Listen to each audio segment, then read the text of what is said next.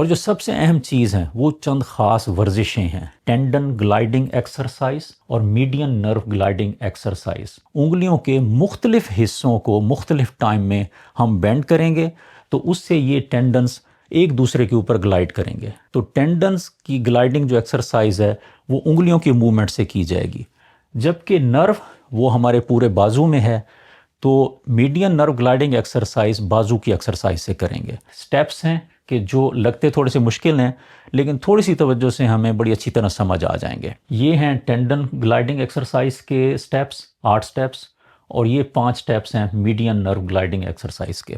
ہماری جو انگلیاں ہیں اس میں 3 جوائنٹس ہیں، پروکسیمل جوائنٹس، مڈل جوائنٹس اور ڈسٹل جوائنٹس، یعنی شروع والے جوڑ، درمیانے جوڑ اور آخری جوڑ۔ تو ہم نے ایک سیکوینس کے ساتھ ان کو بار بار موو کرنا ہے تاکہ ہمارے ٹینڈنز آپس میں گلائیڈ کریں ایک دوسرے کے اوپر۔ پہلا سٹیپ جو ہے ہم ہاتھ کو سیدھا رکھیں گے۔ دوسرا سٹیپ جو ہے وہ ہم اس کے 2 جوائنٹس جو مڈل والے جوائنٹ ہیں اور ڈسٹل جوائنٹ ہیں ان دونوں کو ہم بینڈ کریں گے، جبکہ جو شروع والے جوائنٹ ہیں ان کو سیدھا رکھیں گے۔ تو یہ دوسرا سٹیپ۔ تیسرا سٹیپ پھر ہم اسے سیدھا کر لیں گے۔ چوتھا سٹیپ ہم ساری مٹھی کو بند کریں گے۔ اب سارے ٹینڈنز وہ کھچ چکے ہیں، اس میں سارے جوڑ بینڈ ہیں، شروع والے بھی، مڈل والے بھی اور آخری والے بھی۔ 5واں سٹیپ پھر ہم سیدھا کریں گے۔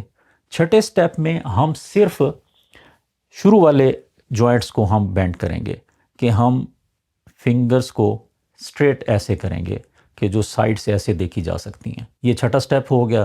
7ویں سٹیپ میں پھر ہم سیدھا کریں گے، اور 8ویں سٹیپ میں ہم صرف شروع والے جوائنٹ اور مڈل والے جوائنٹ ان کو ہم بینڈ کریں گے، جبکہ آخری جوائنٹ ہم ان کو سیدھا رکھیں گے۔ تو یہ 8واں سٹیپ۔ تو اس کے بعد ہم پھر پہلے سٹیپ پر آئیں گے۔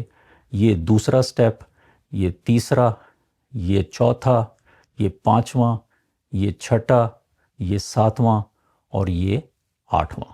تو یہ 8 سٹیپس اس ٹینڈن گلائیڈنگ ایکسرسائز کا ایک سیکوینس ہے۔